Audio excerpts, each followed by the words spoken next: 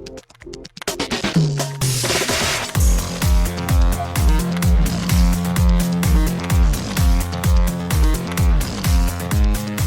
and welcome to Too Fast, Too Forever. There's all kinds of family. We chose this one. This is episode 164, Fast and Furious, Lap 8. I'm Joey Lewandowski. I'm Joe 2, and this episode is brought to you by Nikon, the Coolpix AW130, for if you want to take pictures of feet, because Dwight likes feet.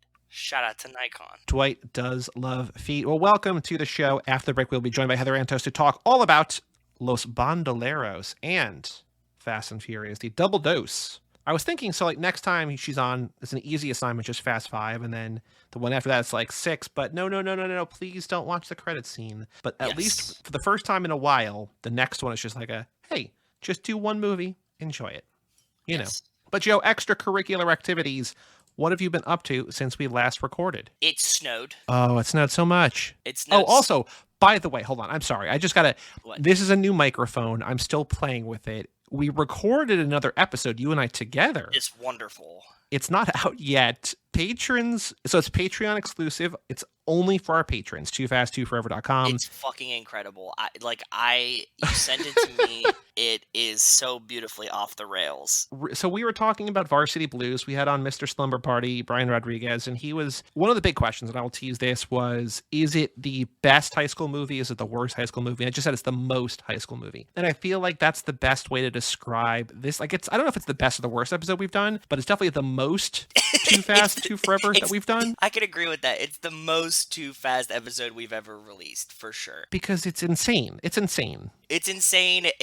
I was laughing the whole first 45 minutes of recording. Yeah. I was laughing the whole first 45 minutes of listening to the recording. It was just delightful. So hopefully if you guys are patrons, go listen to it because I got a huge kick out of it. And we talk a lot about Joey's new microphone.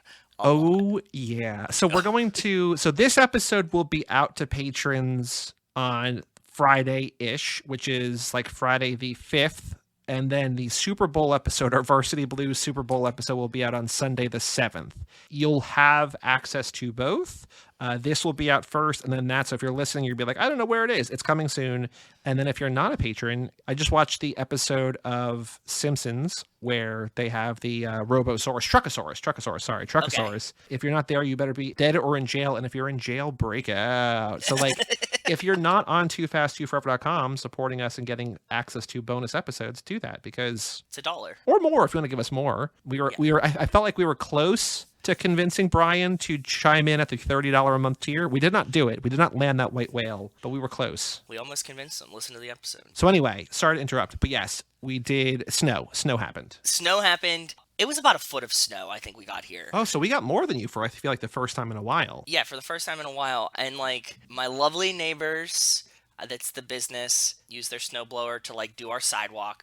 But, like, and then I have, like, a little bit of the driveway and then out to the street because they plow it onto my side of the street. I, like, spent an hour the past 2 days, across 2 days, like an hour each day, shoveling out the car to get to like the road. Like I did it yesterday. I was like, okay, like I didn't do like behind the car, but I like did like the main big part, like until I was tired. And I was like, okay, cool. I got it. Like, so I can get the car out tomorrow morning. I just got to do just behind the car. It's totally fine. Then they plowed the street again last night. Yep. That's what happens. Yeah. So just plowed me right back in. I mean, like I did most of the work. It was like, but I still had to move a lot of snow this morning. Did behind the car, got the car out. Yeah. I hadn't left the house in like 2 days because we were like snowed.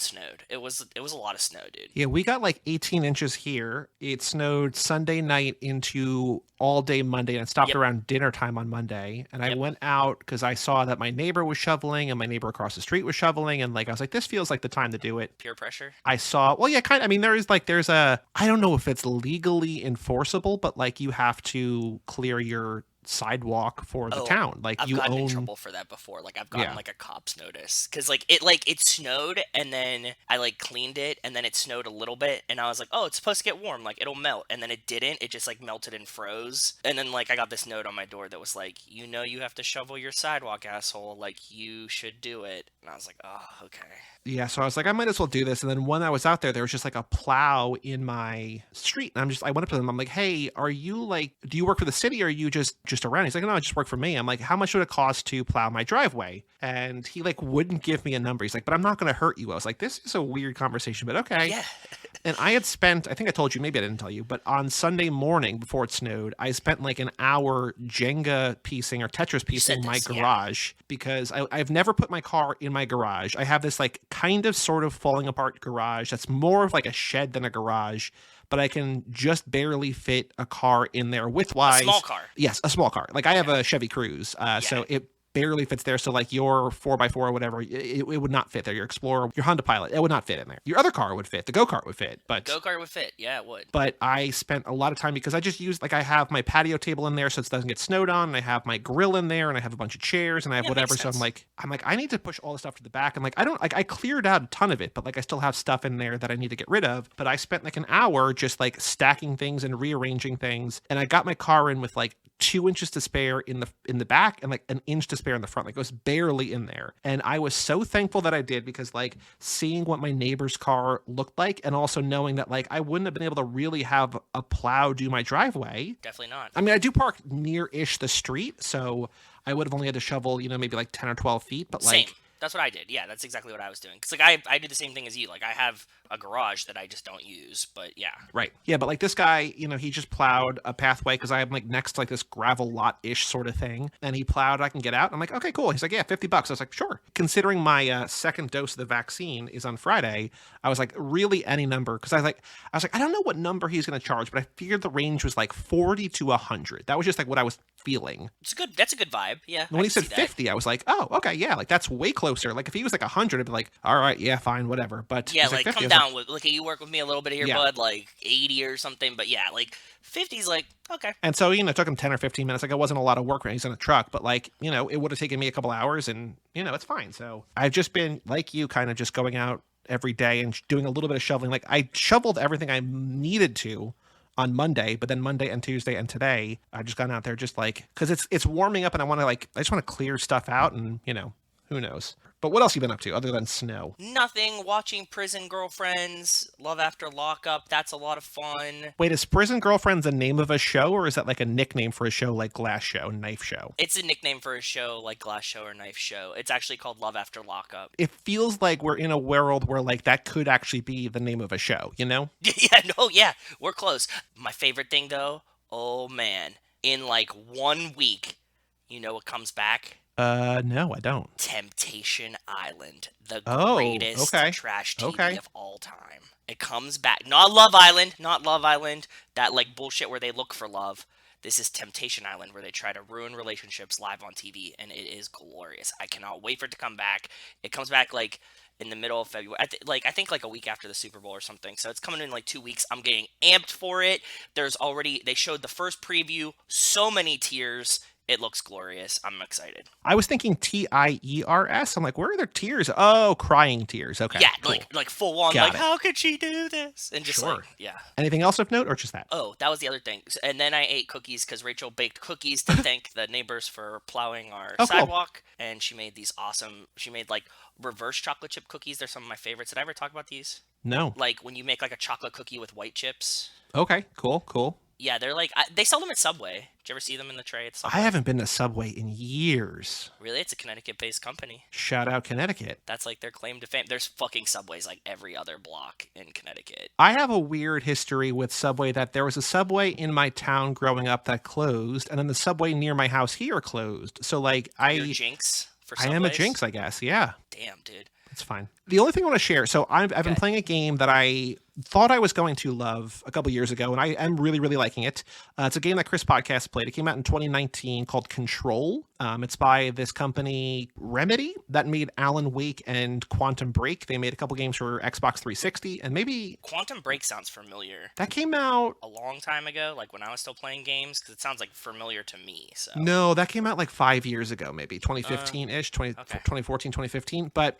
they're like kind of weird sci-fi sort of horror thriller, but like they're cool. And so this game Control everybody said like, if you love the other games, you're going to love this. And I was like, cool. And I just never got around to playing it because I always like, when it comes to video games, my eyes are bigger than my stomach. So yes.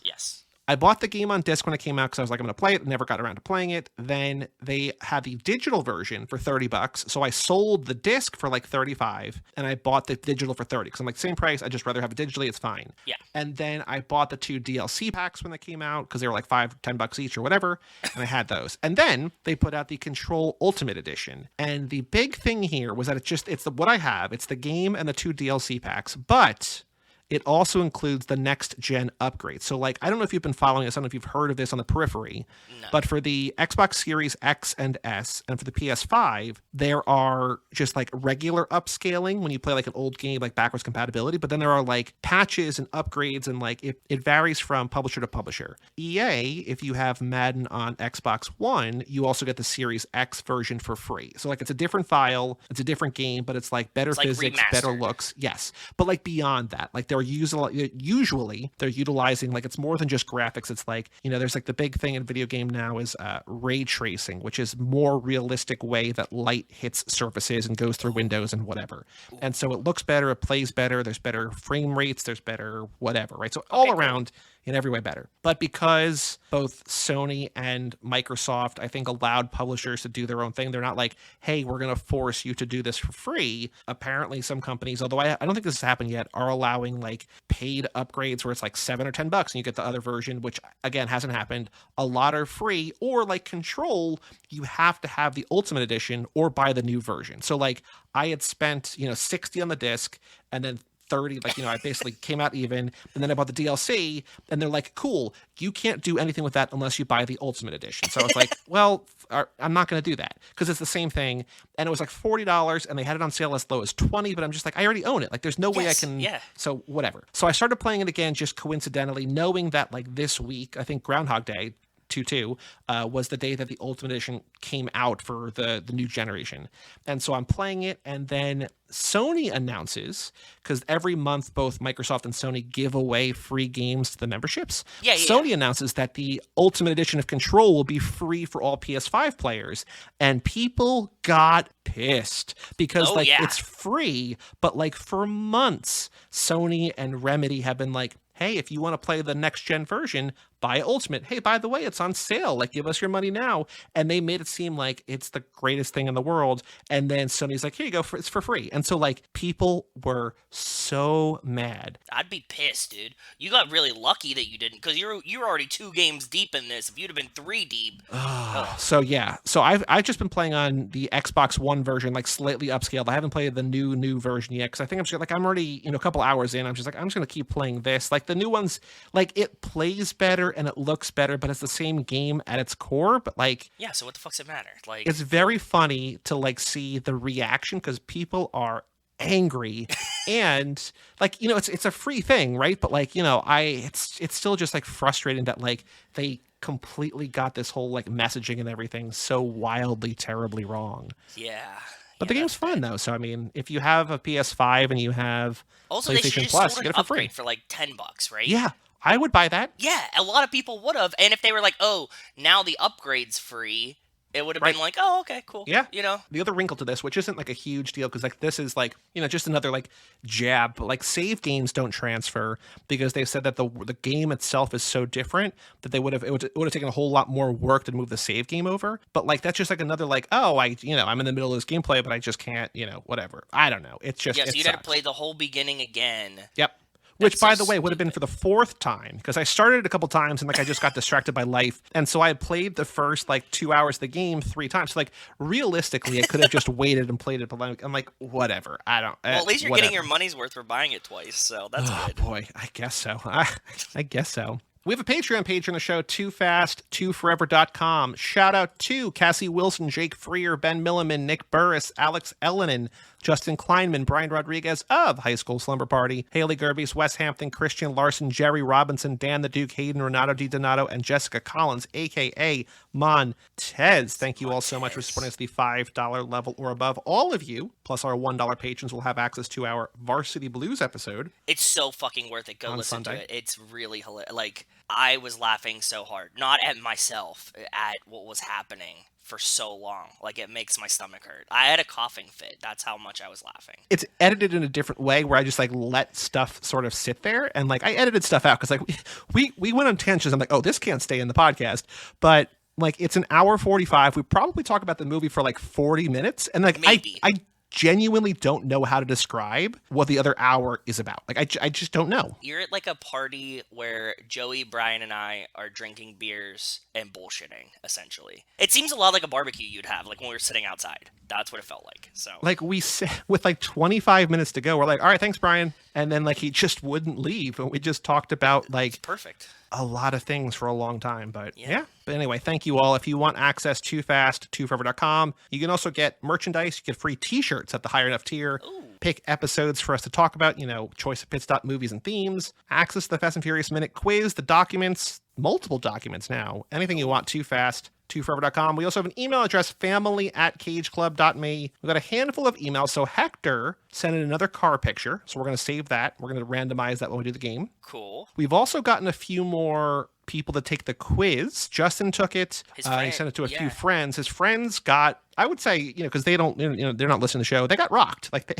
they got like in the 40s. So like I everybody was actually who, pretty proud of it for like taking the quiz and not listening to the show. It's not bad. 40s is decent. we've gotten a bunch of people have taken it since we finished the quiz. I think we probably had, you know, you and I would say like you and I kicked off this back half, but then we took Ben and Rachel and Haley and Justin and a couple of Justin's friends all took it. So Yeah. if you are a patron, toofasttoforever.com, there's a link there. If you can't find it, you know, message us and we'll share that with you. But I wanted to share it once again. Shout out Justin for taking the quiz and getting a good, like, I would say if you get like a 60, like if you get like half the questions right, which would be like 57, you pass. And so far, everyone who listens to the show has passed. Yeah. One of our high scores has to be like 100, right? Like that has to be the highest, like anything. Well, your close to score is that still the 100. highest. Your number is the highest. And I still don't want to say that's a Patreon exclusive because that was our first Patreon bonus episode. Yeah. It was our quiz episode, but it's in the 90s. I'm saying if you get there though, that's essentially a perfect score. Because like if Yeah. we made the quiz, so like if you get close to that, that's like incredible to me. Do you remember there was a show on ESPN like Stump the Schwab? Do you remember that trivia show? No, I don't remember that one. What was that one? It was like 2004-ish. No, 2005, 2006-ish. Because I remember that. No, 2004. Because I met the Schwab in Disney World because like they had like the ESPN zone at Disney World, and that was around the time where they were like auditioning people to be Sports Center anchors. Oh, cool. And you could also like I met the guy who won. Like we were just happened to be out at dinner, and like he was at the table next to us with like his girlfriend, and like I was 16 or whatever, and I was like super into sports and Sports Center. I'm like, oh my god, Dad, that's I don't remember his name is, but I'm like that's the guy who like won the thing, and like he couldn't have been nicer. And then like the next day, he's just like some guy. Like I don't think he ever actually was on SportsCenter. Like He he's wasn't a probably like on celebrity. ESPN4. He was just like some no. random dude that won a contest. He was like super nice. 'Cause, I mean, he was just out to dinner with his girlfriend. And then the next day we did this like it wasn't like an actual audition, but like they had like just like people in the crowd. Like if you wanted to like call your own highlights, and like they would have like crowd reactions. So like I did that and I did not win. But like the Schwab, like Howie Schwab was in the crowd. He's like, hey man, good job. I was like, cool. But like he was just like this like overweight dude who like imagine the typical sports fan. Like that's what Schwab looked like. But he's like, a brainiac of sports. And so like he would go on and like I think it would be like nobody ever beat the Schwab because like he just knew everything Like about when everything. Ben finds money is what this is. Yeah. But sports related, all sports. So yeah, stump the Schwab. So if you can stump our Schwab, which sounds gross, get 100. That's the goal. I mean, I wonder if I took it now, if I still have it memorized or not. I was gonna say like at least wait until we finish this minute with Turbocharged Prelude. Okay, yeah, we'll take it again. Okay, that's fair. Like at least like I think that's like a fair amount to like feed your brain something else weird and then try. But I think I would get pretty close. I don't think that I would do better than my score, but I would hover around the same score. No, I think you would definitely do better because I think I would say the baseline. I mean, some of them are lucky guesses, so I guess if you get like all those wrong, you could be like a little bit lower. But I think the conversation we had, I don't know. We'll find out. We'll find out. We have 4 more emails. First from Jerry, subject line tires. He says, people are stuck with one brand of tires, and mine for the longest time are Yokohama. When I had my first car, a 2012 Nissan Sentra, I chose Yokohama because of me driving a lot and helps with rain enough grip. I paid only $450 for a full set and warranty from America's Tires. I even convinced my mom to get them for her tires. And also my work car, a 2019 Prius. Now, I don't have them on my current car since they still have grip, but when it's time, I will go back to Yokohama. So Jerry, He's loyal. his loyalty, man. He's brand loyal to Yokohama. There you go. Yeah, man. Yokohama tires are actually pretty good. I remember having Yokohama tires at one point. I don't know, like, how the fuck I think that they were, like, on a car that my dad bought. Yeah, again, I couldn't, like, if you said I will give you $10 million. So if the options were like, here's 2 tire brands. One, if you get it right, one of these 2 brands is on your car and the other one is not on your car. And if you get it right, it's $10 million. And if you get it wrong, I don't know what the alternative would be. Like, I'll shoot you in the head. It's like, because I was gonna say like a kick in the balls, but like, I would risk a kick in the balls for $10 million. But like, death, not worth it. But like, I honestly could not tell you what's on my car. I have no idea. I'm guessing it's an American brand. It's probably like Michelin's, if I had to guess. It's whatever left the lot. Yeah. Because like I haven't had new tires. So Alex emails in, Alex Ellenin, old adage subject line. Okay. Quote, don't cheap out. This is in regards to, I think, our tire conversation as well. Tire talk. Yeah, we're just doing tire talk today. Okay. Car talk. But we're also, this was about me talking about toilet paper and saran wrap and whatever. He says, don't cheap out on things that separate you from the ground. That's the old rule. I thought that's what you were going to say when you said the other thing. Go ahead. Tires, shoes, mattresses, etc. Anything that touches the ground. I really thought that this is where you were going, and then you kept talking, and I didn't interrupt you. But yes, I'm with you, Alex. Blame Larson's mom. Don't blame me. Yeah, it's anything that touches the ground is like the grandma rule, right? Like, that's what you got to spend money on. Cool. Next email from Montez, subject line, a lot of updates. Okay. So this is a classic Montez bulleted email back from the Zack Attack days, okay? Oh, yes. Tell us. Hit us. This is why I love you guys. Joe, too, just talked about his mental reset being, quote, dropping a bunch of acid and watching Planet Earth documentaries. That is true. I'm due for another one, now that I think about it. That last one was in June. Yeah. I just made it to the episode number 108, I believe, where I was 98 episodes behind. I now have 50 episodes left until I'm finally caught up. She's going to gain ground soon, too. Oh, yeah, for sure. That's cool. She has been feeling sick. She's had a stomach bug, so she was laying in bed and just listening to our podcast and trying to answer emails. But, we're keeping her company in her ailing days. I saw that tweet. I really loved it. That's awesome. I'm glad that Montez is like still powering through this. I don't know how or why, but good job for you, Montez. Thank you. We appreciate it. She's got a brain like mine. It's just she can't finish until she's done, right? Yeah. So, The Shining was an amazing book. I agree. That's when we were listening to it on Book on Tape. Yeah. Room 237 is one of my favorite wacko movies / documentary / conspiracy theories. Ooh, yeah. Book nerd moment. She says, I love audiobooks and reading. I'm not sure if you guys use this, but Hoopla is a library service that has a bunch of books that you never have to wait for, or there's Overdrive. I'm cheap and refuse to pay for audiobooks, so ... Rachel uses Kindle. Kindle has a bunch of audiobooks too that are free. You use your library card in Kindle to get the free audiobooks. So my library does Overdrive, which Montez mentioned. And then my parents' library, which I still have a library card too, does have Hoopla. Like, you can deliver right to your Kindle, but I think it's through Overdrive. So I don't know. I don't know how Rachel gets them. Yeah. I don't get audiobooks because I can read faster than the audiobook. And so like, I'd rather just read. Well, we do it while driving. That's what the whole point is for us. Yeah, but I do podcasts, right? So same thing. That's my podcast thing. That's my driving time. Yeah, like, it's not everything, but there's a good amount. Like, I would say, on this crazy long list of books that my friend Bob has given me to read, like probably close to a quarter of them are available for free through Kindle, through the library. Insane. So it's not bad. No, not bad at all, dude. And they also have like videos and stuff. Like I rented a movie. I don't know if it's called renting. I borrowed a movie from Hoopla that I watched over the weekend. So like, it's just, there's no way, there's no line. It's just like, hey, check this out. You have 5 days to watch it and it's free, right? So it's cool. Yeah, dude, that's one of the coolest things ever. I mean, I'm super pro library to begin with, and now that it moved digital, that's super cool to me.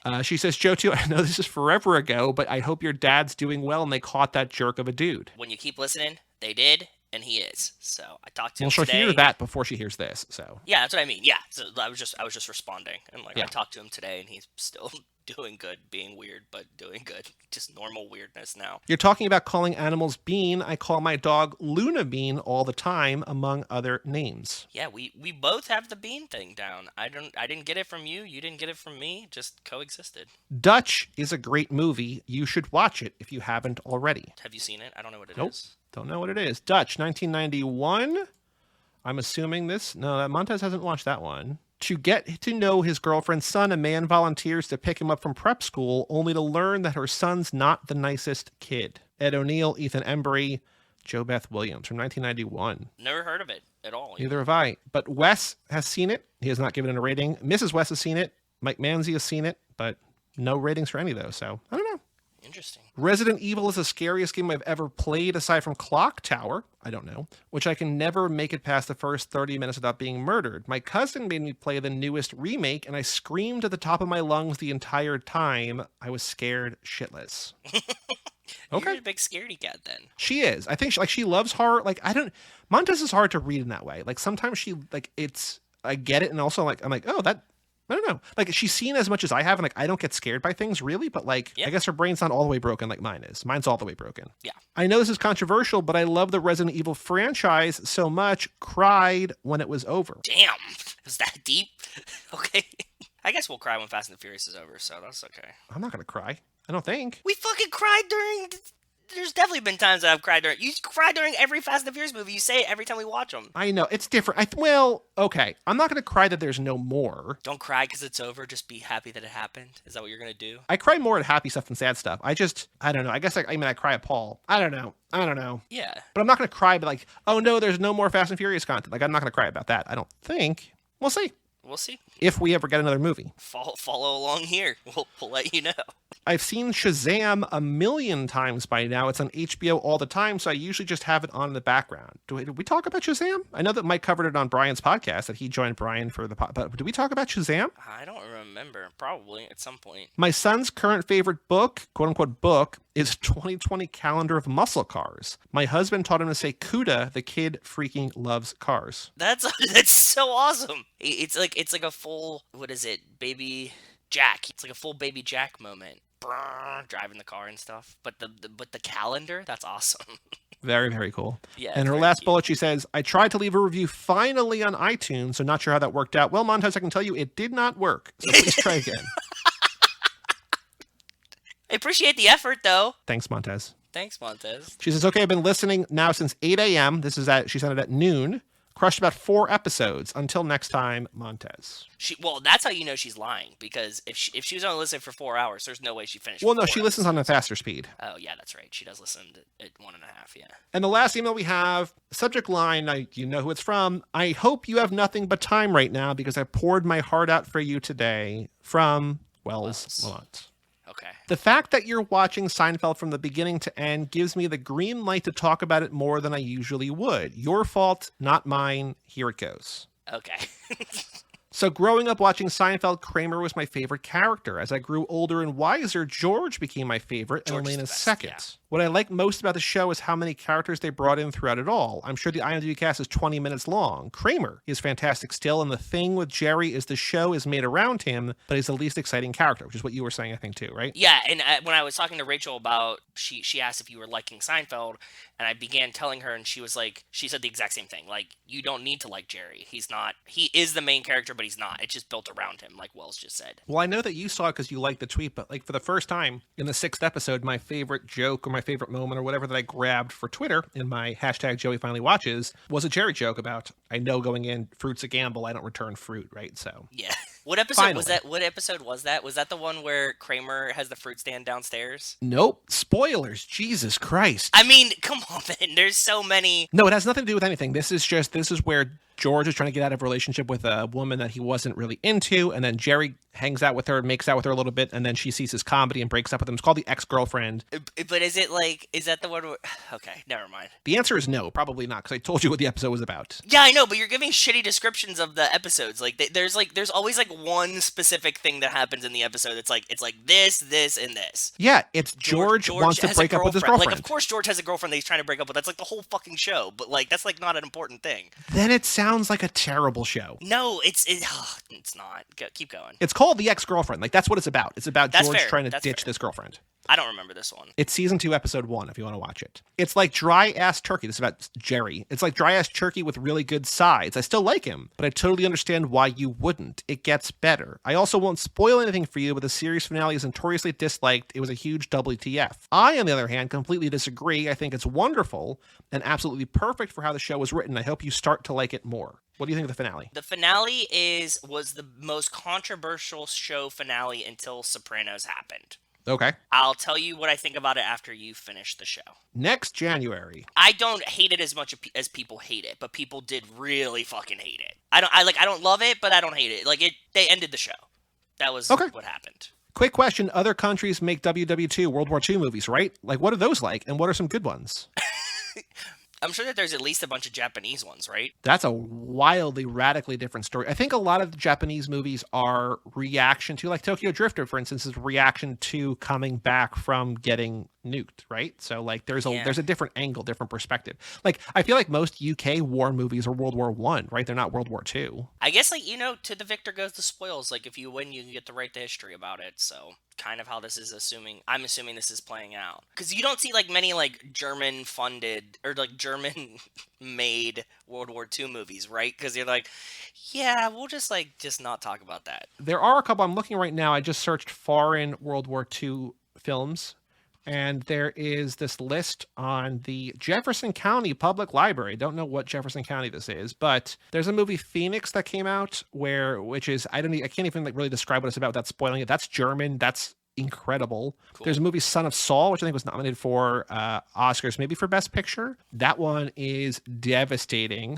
That's a Holocaust movie. Like I was gonna say, I bet there's camps. a lot of Israeli / movies. I think that's in Hungarian, so I don't know if it's a Hungarian film or what. There's the movie Downfall, which I think was people mostly know for that really old meme of Hitler getting very angry. Yeah, like where you make a video about Hitler getting angry about something that's not. That's German, but that's about Hitler. Das Boot is a German U-boat during World War II. Oh yeah, that would be cool. Yeah, that sounds cool. Like, so we watched for Keanu Club, I want to say, I think.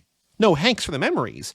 There was one where he was like a fighter pilot in World War II and he got shot down like in Israel or Jerusalem or something and like just got nursed back to health. So like there's a lot of movies I think set in and around the war, but like not Band of Brothers style. Yeah.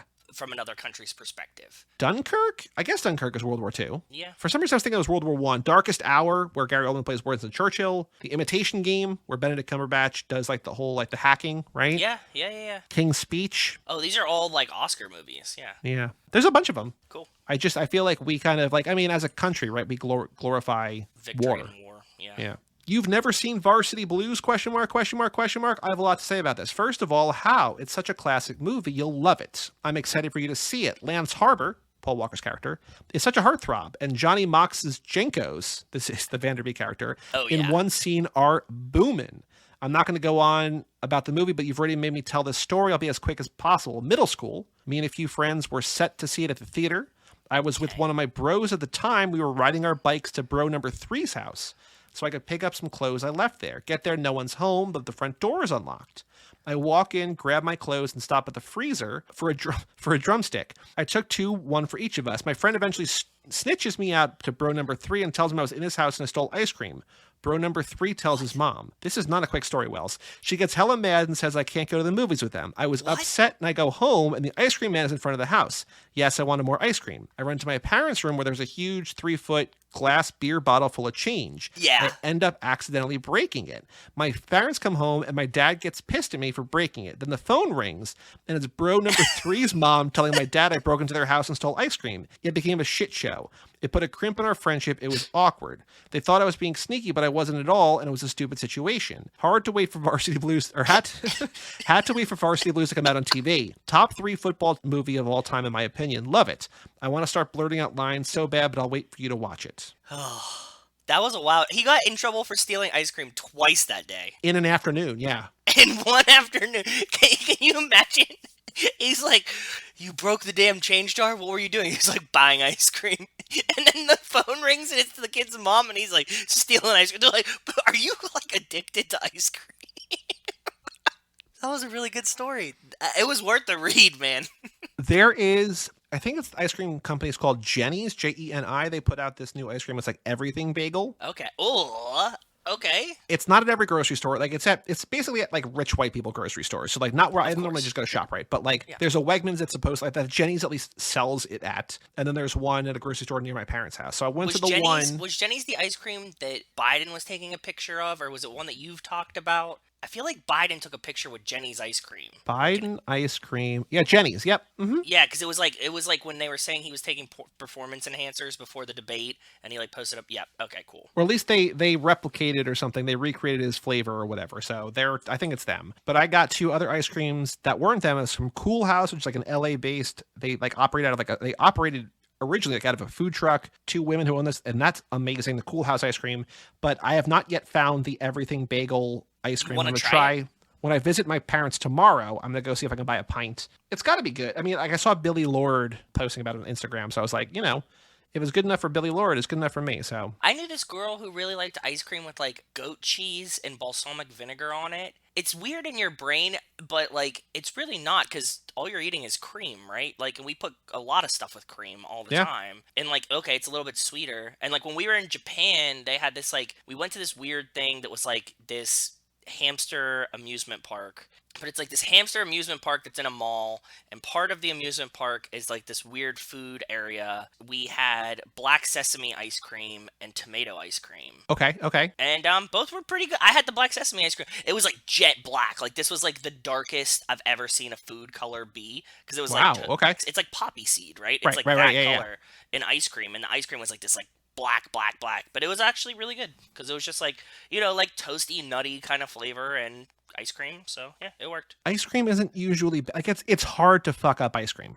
I mean, I've had some shitty ice cream, but like generally, yes. If you make it with any type of like real standards. Yeah, if you're not making for dietary restrictions, like yes, yeah, agreed, 100%. I'm with you. Wells goes on, same on the mozzarella sticks, Joey. I never had a good one, so he's on more on my side because you were like, how can you besmirch mozzarella sticks? And I was like, well, because people fuck them up. So it was always crappy frozen ones or restaurant sticks that most likely were frozen too. And then one day it all changed. I had handmade fresh mozzarella sticks from a diner in a super deep Northern California, and they were delicious as it could be. It's a game changer. Yep. We have a mediocre diner near me named Buttercup Grill. Their order of mozzarella sticks comes with just 4, but each one's about the size of a hot dog. Pretty big, but only average at best.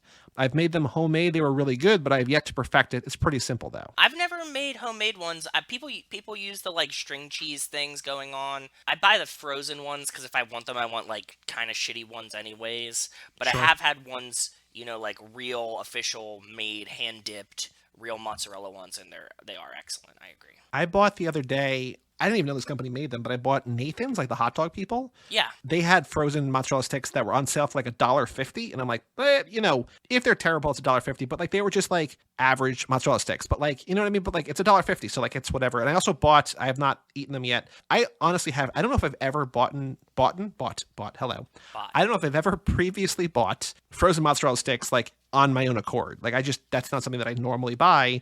But then since we had the conversation, I bought them twice, and I bought now the TGI Fridays ones too. So I'll try those and see if they're good. But you don't have an air fryer though, right? No, I just tossed them in the oven. Yeah, air fryer works pretty decent for like that's like top tier of like things to do in the air fryer. It's pretty good. So yeah, well says, okay, bros, that was a lot. I can't promise I'll tone it down next time, but we'll see. See you next time. Peace out. Well, thank you, Wells. That ice cream story was worth it, dude. That is something I won't forget. That was a great ice cream story. I appreciate it. Getting in trouble twice. But I hope you like our Varsity Blues episode. But you're going to have to subscribe to our Patreon at toofast2forup.com if you want to listen to it. It's fucking out there. It's actually like a very Wells episode, to be honest. But... That's not incorrect. It's not an incorrect thing to say. But that's all the emails. Family at cageclub.me and toofast2forup.com if you want to hear our Varsity Blues episode. Yes. Joe, on the streets, news about the Fast and Furious. What you got? Nothing. Just like the one main. There's been like.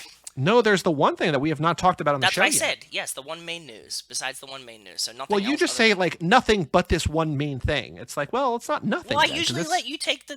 I usually let you take the glory here, right? Like, come on. I talk enough on these shows. Okay, so the major thing, that Vin Diesel posted a picture with like The Rock like menacing behind him, and it was what was the quote on it? Like some things are bigger than family, or like some like family's bigger than some things, or something. It's like it was very menacing. And anyways, it just led to Bailey like The Rock's coming back for at least 10, if not 9. It plays right into our theory that this was a fake wrestling beef just for hype. Was this our and I'm not trying to steal the credit where it's not deserved, but was this our theory or is this my theory? Because I feel like this was one where I'm like, I think I smell bullshit here. Because normally you have like the crazy theories that pan out.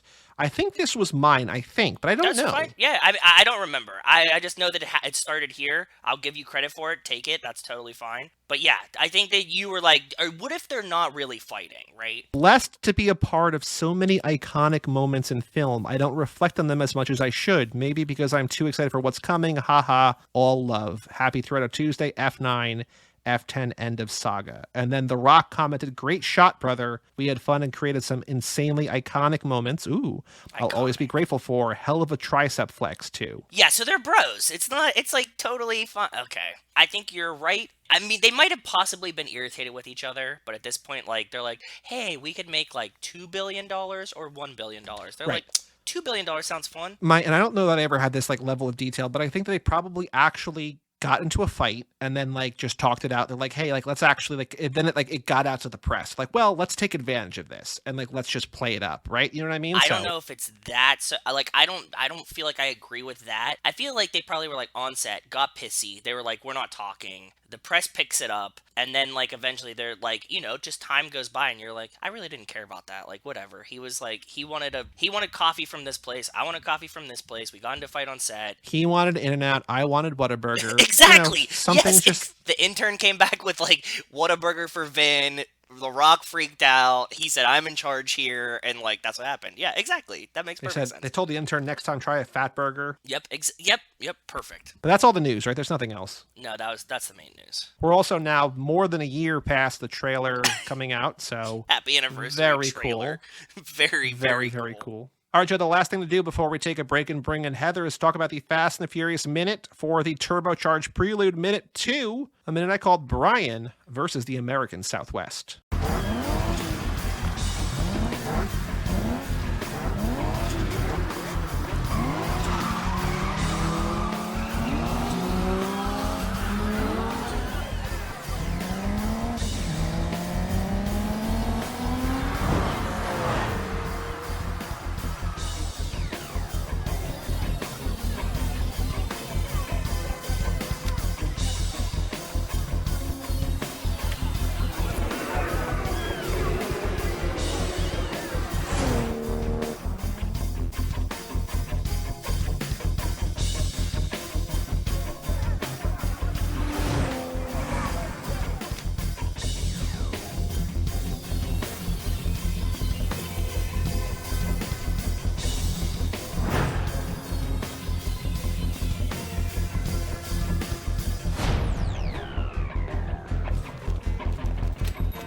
So in this minute, Brian finishes pulling up to the race line and wins the race and the money and the respect. Brian continues traveling across the country. He stops somewhere, presumably near Santa Fe, New Mexico, and wins another race, then stays the night at the Townhouse Motel. He continues on deep through Texas, stopping to eat at a diner in San Antonio, where he finds his picture and name and a story in the paper. I love your title. I love your description. I have some news for you that I don't think you'll find too surprising. What's that? He never leaves California. All these places are in California?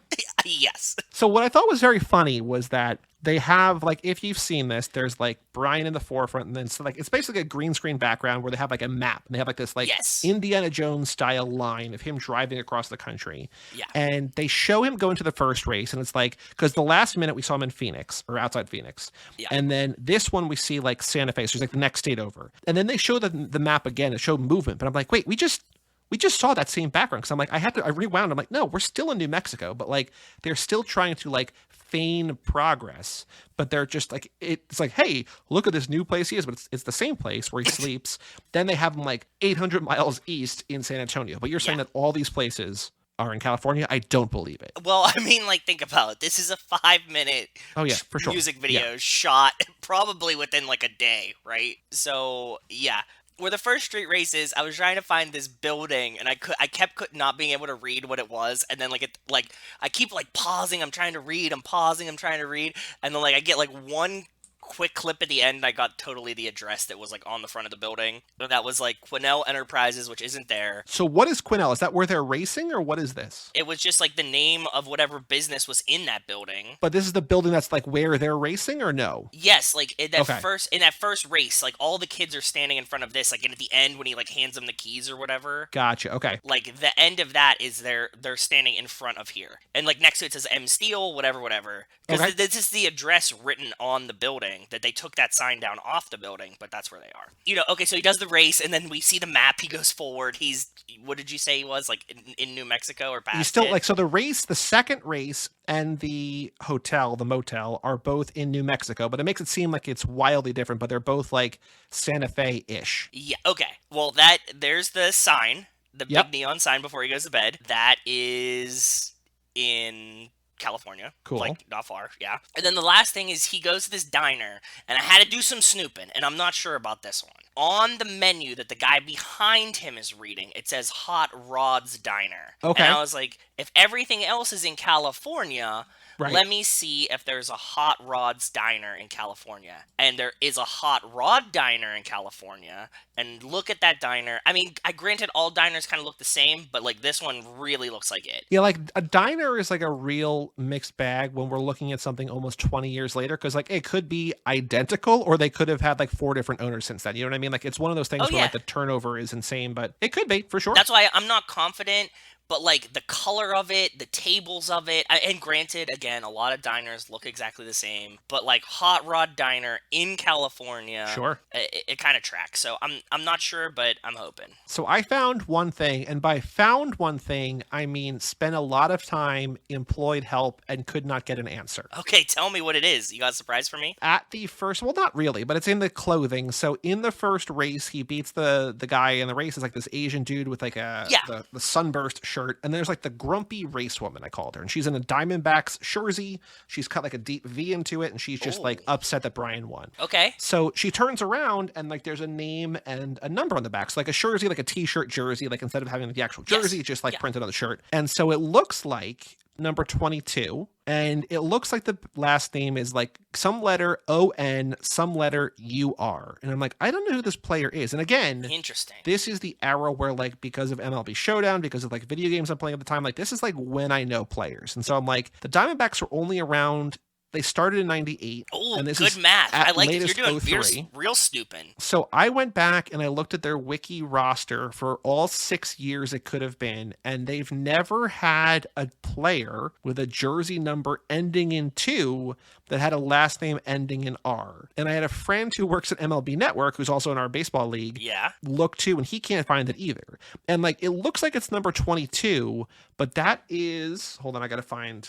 Like that's Greg Swindell, which does not look like this. Really does feel like the Mona Lisa Vito. Like that could never, like you could not confuse Swindell with like something that clearly looks like it ends in UR. So like that means that this woman is wearing like a custom printed, which is doable, but like it's just insane. And she defaced it by cutting a V into it. Yeah, like just buy like like I don't know, maybe they didn't have like a ladies cut back then, I don't know, but like the Diamondbacks won the World Series in 01, so like they're popular and they're in, this is either Arizona or New Mexico, like it's all of that region. Yeah.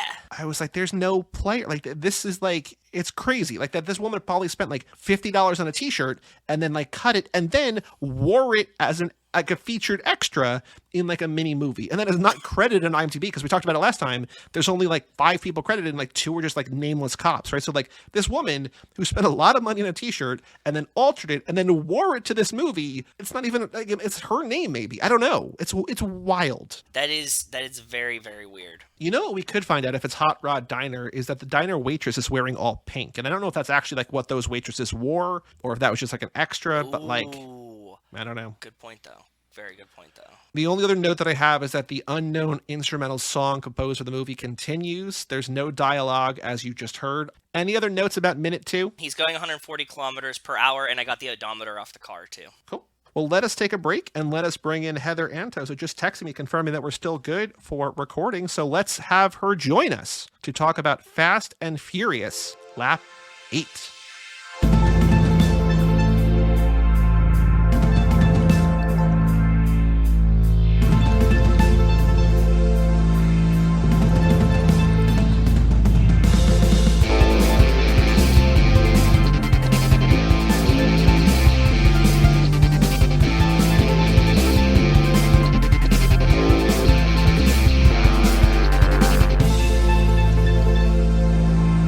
Welcome back to Too Fast, Too Forever. This is episode number 164, The Fast and the Furious. Nope. There's no it's thus, Fast baby. and Furious. Sorry. There you go. Sorry. Please Wow, respect the naming some conventions. fan. I know. Yeah.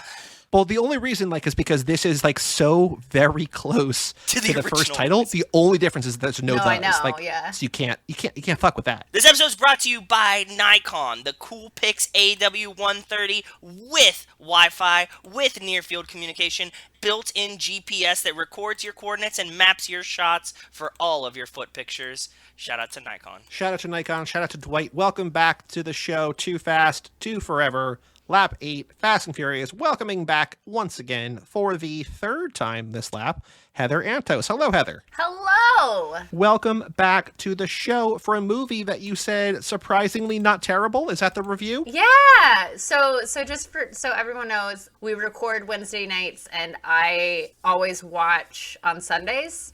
Okay. That's my Sunday evening. Spending it with family. You can't do it any worse. That's the perfect Sunday night. The Lord's Day, the Dom's Day. So I watched Los Bandoleros, and then I watched Fast and Furious. And I texted Joey, and I was like, this one actually wasn't terrible. So before we talk about the movie, would you say, is this your favorite of the three so far? I would say this is... No, I want it. Because 2, and all because of Tyrese, and 2 has just this level of charm and swagger that 4 just doesn't have. It's weird. There's something almost nostalgic to it too, because it still has that very 90s movie feel. Mm-hmm. So I can forgive a lot of the cheesiness in it, because it's a 90s movie, even though it was made in the 2000s. But whatever, we're not we're not being picky here. But I would say Fast and Furious is probably the most solid film around the board so far. Okay, very cool. So I think this is probably objectively the collective people's least favorite of the bunch. So Interesting. if you like this one, I think we're off to a good start. This was the one I was dreading the most rewatching when we began. I've come around a lot on it, obviously, because we still watch these movies. A lot of people put this very, very low. This is my least favorite, and I've now seen it 9 times at least. So, there has to be a little bit of Stockholm Syndrome. And I really like it, but it is my least favorite of the 9. Yeah, I mean, I would say it's not. Did it wow me in any way? Absolutely not. It was super, super predictable. But Well, it's the same movie as the first movie, kind of. kind of, yeah. But it's solid. The cinematography is great. Well, not great, but it's Yeah. let's not get out of it. But this, I watched this and I was like, this is an action movie. This is a solid popcorn action movie. Is there anything that wowed me? Absolutely not. Are there Oscar-winning performances? No. But For sure. Yeah, for sure. But yeah, go on. this is the first movie where Paul Walker wasn't cringy to me. Okay. Yeah, he does really, get better as it goes on. acting wise, chops wise. He's done a lot of movies from the first one to here, Yeah. and you could see it. Yeah, the writing is still a little cheesy, especially in regards to his character. All of a sudden he's an FBI agent. That's cool. And you didn't miss anything. There's nothing that you missed that got him from there to Correct. here. Yeah. I was going to give you a little bit of background context, but before we do that, you brought it up. We have one question, one very, very difficult. This actually might be kind of difficult because I don't know what the right answer is. There is Okay. no- But yeah. there's no there's no either or today. It's just a kind of an open. I guess it is an either or, but it's a different kind of either or. Is Brian a good cop or a bad cop? Oh, I think he's an awful cop. Okay. I think his heart tries to be in the right place. He definitely is very selfish. Mm-hmm. He's definitely very selfish, but he's got balls, for better or worse. Sure. Do you think he's good at doing cop things? No. Okay. Because we make the argument that he catches he lets them go, but he catches the criminal, right? Like there's two sides of this that we're always arguing about. Not even Joey and I, just philosophically. Okay, so let's talk about the first film, right? What Yeah. was the whole case of the first film? Stolen DVD players. And catching catch Dom these Toretto. guys. And what did he not do? Catch the guys or he. Or get the DVD players. Yeah, I guess simply he did not do his job. he did not do his job. He does not do his job quite a lot. He disobeys orders quite a lot. Yep. But he's pretty and he has a smile, so I guess that's fine. Hey man, Cool. if you can get away with it, right? Sure. The background information to know, and you might have picked this up or you might already just know this, is that this is the second movie in the series, but the first one that you have seen that is directed by Justin Lin. So the way that this movie looks and feels is kind of like the template for the franchise now. So Justin Lin came on and did the third one, which we're saving till later because they chronologically goofed it on it. Right. But then he did 3, 4, 5, 6, and he's back for 9. And he's going to do 10 and 11 or 10, 1 and 10, Oh, 2, however they wow. break it So down. they yeah, really like him. He's like the guy. Yeah, Justin Lin is the guy. So like when you say that this feels like an action movie, feels like a popcorn, like kind of what you were expecting, like if you like the way this movie kind of feels and behaves, then I think it bodes well for the rest of the franchise. Yeah, I mean, we'll see. It keeps the same tone, like not even the tone, because I think this one is the darkest Fast and the Furious, but it keeps like a lot of the same cinematography elements. It kind of follows this format, like Joey was saying, for the rest of them. Cool. Yeah, well, we shall see. But before we talk about this movie, before we talk about Justin Lin, we got to talk about Los Bandoleros, the 20-minute prequel film that actually came out 3 months after Fast and Furious. Oh my so God. very, very cool. But this is directed by Vin Diesel. I would love to know what you think, because I think we kind of teased some things that we like about it. But what did you think of Los Bandoleros, the 20-minute short film? It was fine. Okay. It wasn't what it set me up to think it was, and that's fine. And I watched it obviously before I watched 4. I like the setup of oil prices and gotta steal the guy out of prison. Yeah, it's fine. We're gonna go with steal the guy out of prison. It works. It works. Yeah. It's kind of like stealing, I guess, breaking him out, right? Yeah. And then, Letty shows up, and then it's just softcore porn for the rest of the film. Like, I'm not wrong. That's what it is. It's like the intro to softcore. Yeah. It's like the first 2 minutes of it. Or something. Well, right, and they're making out, and then they're making out somewhere else, and then they're making out somewhere else, and then like part of me realized like, oh, this is just it, like, like they're not actually breaking the guy out of prison. Fuck the oil prices. This is it. And so, it was fine, whatever. And then I watched Fast and Furious, and then it just made me mad. the Los Bandoleros. Because, spoilers, Letty dies. They kill her off to motivate the male characters, as is good filmmaking. And so this was just very like, oh, we need to give her more screen time and make the audience care about her and make it feel like we justify. I don't know. Like, it just kind of felt like trying to force more of this character to get you to care about her when we didn't care about killing her, I guess, if that makes sense. Because you also didn't miss any screen time of Letty. No. We skipped 3, but she's not in it. So you didn't miss anything that there's like, oh, that's like 3 is like the Letty movie that you missed. Like, no, you just got what you got in 1. She's not in 2, and then here. It's just weird to me. Again, it's one of those that answers a question that I didn't ask. I don't know. It just tried to add layers and depths to a relationship that didn't need that. Because if you just watched 4, having not watched this, like, he cared about her. That was kind of their thing. They had that garage sex scene in the first one to make sure you knew.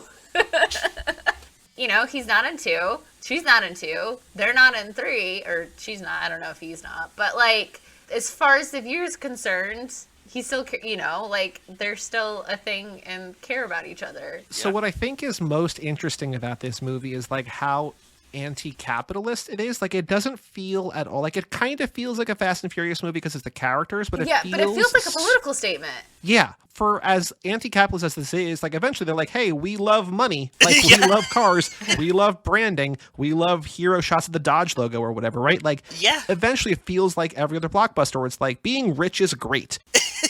But here it's like, no, we're going to help the poor, and we're cool just like, being in a house without air conditioning and working on a car and just spending time with family and friends. There's not really a plot. It's really just sort of like, hey, where's this, like, what oil are they heisting at the beginning of the 4th movie? Like, that's kind of all that's here. But otherwise, it's just like, let's just hang out in a beautiful place with beautiful people and, like, just hang out. That's what I was kind of like at the beginning of the movie. I was like, I guess this is the oil that they're stealing because of gas prices, maybe? But there's still no Probably, yeah. I guess. I mean, again, there's no through line to that, so it doesn't really matter. And I think that's what frustrated me too about Los Bandoleros is like the political statement that they made about, capitalism and all this stuff. There was, again, no follow through. It's like, to what end?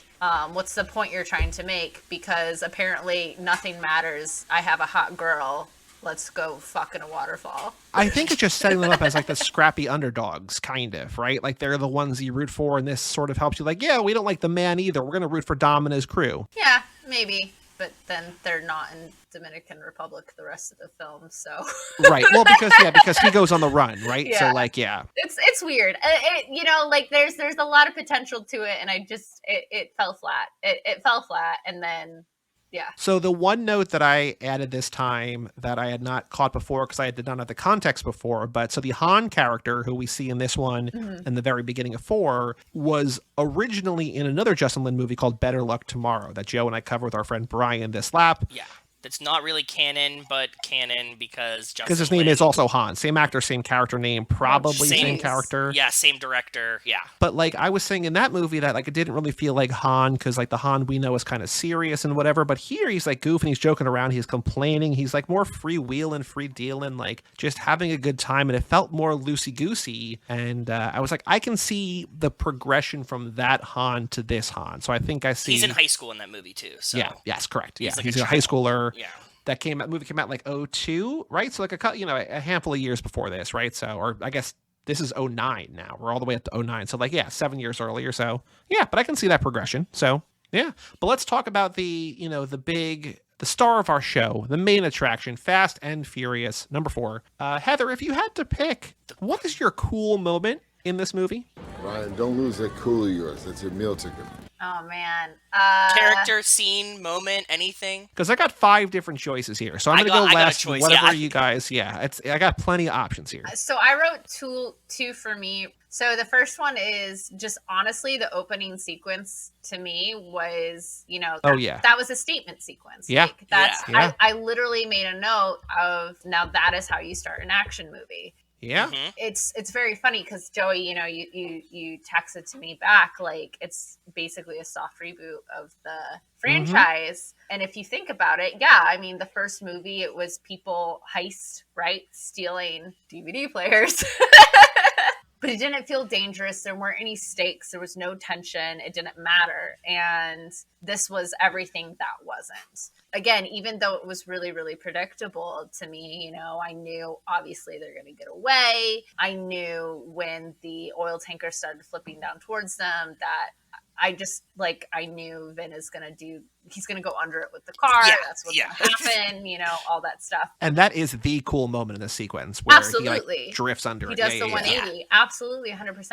And I was shocked. The CG wasn't too terrible. Well, we're now this is the first movie in the MCU era, right? So this is after Iron Man comes out. So we're basically modern. Like things will come a lot better. But if things looked bad, it's earlier with the shot of Nas through the engine, we're like, yeah, right. But that's 20 years ago. Like this is if this looks bad, it's like, yeah, they just didn't have the money or whatever. Like we're kind of entering the era where it's like, oh yeah, it kind of has to look good because we know what we're doing with computers by now. But Totally. I'm glad that it passed the sniff test. Yeah, no, it was fun. It was adrenaline pumping. And again, I think the biggest thing is there were stakes. It mattered. Is that because you knew the characters? No, but that's literally what I was gonna just say. Is it doesn't matter that I knew the characters in that moment. I mean, there was an element of danger. As humans, that's gonna get your adrenaline pumping. Either if you're scared of it or excited by it. It's a sense of holy shit. Am I gonna die? Yeah. They made it very, very clear. Again, it was true action filmmaking there. And I thought it was done really well. Cool. What is your other cool moment? Oh, my other one. You know what? I have 2. I will put them on the same. They're not necessarily cool, but kind of got my petty justice, I guess. Okay. So obviously with Dwight, right? When he's giving Brian some shit at the street race. Mm-hmm. Yeah. Then Brian comes back with the FBI and has him arrested for, what was it, meth or something? Yeah, he plants meth on him. Yeah, plants meth. And he's in the mask, and it was just, don't be a douchebag to people you don't know who they are and what they can do. kind of, in the same vein, I can't remember what's the name of the shitty FBI agent, the dick Stasiak. Stasiak. When Yes. he fucking assaults Brian out of nowhere, and Brian just whoops his ass. Yeah, man. At work, in the agency, inside the doors. That's the thing. I was just Stasiak to literally come and put his hands on him. Brian had every right to be defensive in that moment. He had every Sure. right to do what he did. And the fact that his boss then came and yelled at him, were you not there? Did you not see the other guy swing first? Well, he does tell him, you're getting blood on my floor. So, Yeah. No, he does. He Yeah. does. But then he looks at Brian and is just what the fuck are you doing? And I'm just oh, I'm sorry. You're right. I should have let him beat my ass.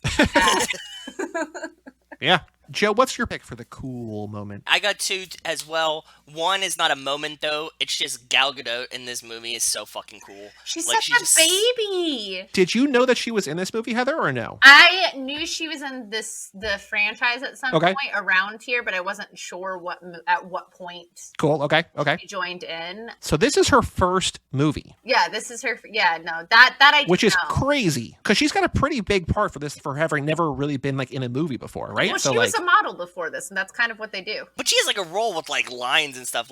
That's kind of how movies work these days. yeah, but I mean, she has lines. She has no name, but she has lines. Yeah. She has lines they give her some kind of she's not just booty candy at the party. You know what I mean? Yeah, So no, for sure. She gets to hand them GPSs. It's pretty yeah. I mean, she is what Nico pointed out last lap. She is the sexy lamppost, right? Most of what she does, Dom could say hey, lamppost, you are 20% angel, they 80% only devil, have right? So room for 2 women in these films, and they killed off one, so we got to replace it with another brunette. yep. Yeah, that's kind of how it works. I'm Yeah. not going to spoil it, but that's true the next movie too. So I will tell you Yeah. that much as well. Yeah. They have 2 women in every film. Yeah, there's the sexy one and the maternal one. And there's always I'm the tough one, and the Yep. yeah, no, 100%, 100%. Yeah. Because there's only 2 types of women in the world. So. Exactly. Mama Madonna and Bear whore. and Danger Let's Bear. say Madonna and whore, but that's fine. But moment-wise, Sorry. I think the coolest moment, Dom confronting the guy and him being tell your sister I said hi, and then Oh, yeah, I almost wrote that down, too. dropping Yep. an engine on his face, but Yeah. catching it right next to his face and being don't talk about my sister. I'm still here, you fuck. Yeah, exactly. I think that's a pretty that's something that I could never see myself ever getting close to doing. So I had that written down, and I had Heather's oil tanker, but I have 3 toward the end. So number 1, so Heather, there was, in the first movie, there was an entire plot line that was cut out where Mia was studying to become a nurse. She was a nursing Yeah. student. yes, And we see her studying a science textbook in one shot, which you might remember more as the side boob shot, where it's hey, we need to see almost naked Jordana Brewster. she takes her shirt off, she turns around, Yeah, throws her but shirt. she's got a science book, so she's studying or whatever. So it's fine because she's sexy and smart. Yes, exactly. Exactly. But there were 2 deleted scenes where she's talking about becoming a nurse and whatever, right? A doctor. So is it a doctor? Because Yeah, Dom she says she's nursing. pre-med. Dom keeps telling her she's going to be a nurse. She keeps telling Brian that she's going to be a doctor. But didn't So- we just talk recently about her being a nurse, or is it a doctor? She says I'm pre-med, something. Oh, boy, And I can't remember what's what anymore. What's right and what's wrong. She's going to become a medical professional. yes, Let's she's say in, that. Yes. She's studying science to be a medical professional. Wow, Yes. some fans you are. Oh boy, well, These it's are all deleted deleted scenes. scenes. Yeah, I loved her flexing her skills when she heals Dom, where Brian's yes. I didn't know who else to call, and she's of course it's my brother, and then she doesn't take the bullet out because the bullet went through, but she patches him up. So I Sutures him, thought yeah. it was very cool for her to be no, I'm more than just well, I guess it's still maternal, but it's I can do things, I can heal you, I'm the medic, I'm the support class essentially, right? So Yes, yeah. her doing that I thought was very cool. I also think is very cool, and it's kind of obvious, but the prison break at the very end where Dom's smiling on the bus because he hears his car, Yeah. and there's Brian and Brian and Mia and whoever else, I don't remember, we figured it out at some point, right? But maybe Tego, maybe Santo, I don't know, Yeah. somebody in the third car. That is super cool, and that will directly set up, spoiler sort of, directly set up Fast 5, which we're going to cover next time. But underrated cool moment that I want to mention is, and I don't know, I don't know why. I don't know the reason he says what he says. Dom's kind of making fun of Brian for like having the wool over his eyes or whatever. And he says to Brian, "You still put milk and cookies out for Santa Claus?" And Brian says, "Yeah."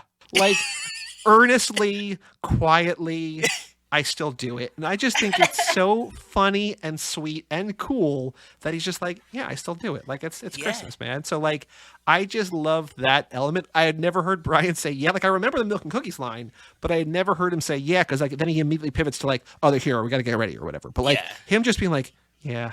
And just like, I was so cool. He I owns loved it. Yeah.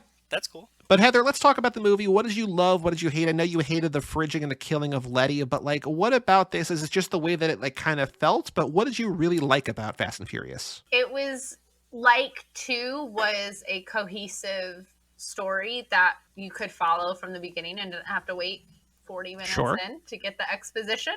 The pacing felt good. It moved really well. This movie did a much better job at the relationship between Brian and Dom than the first one. Vin did a better job, I think, in his acting in here too, and obviously he's done more. Noted Vin Diesel critic Heather Antos levying credit in his way. I will say though, in Los Bandoleros, I was texting my friend while I was watching it, and I did make a comment of like he thinks he's a much better actor than he really is. Like, there's one moment in Los Bandoleros where he's like, right before Letty shows up and he has like the other 2 girls with him, he looks at the one and then he looks at the other and then he looks up and has a smirk on his face. And I'm just like, you think you're real smooth right now?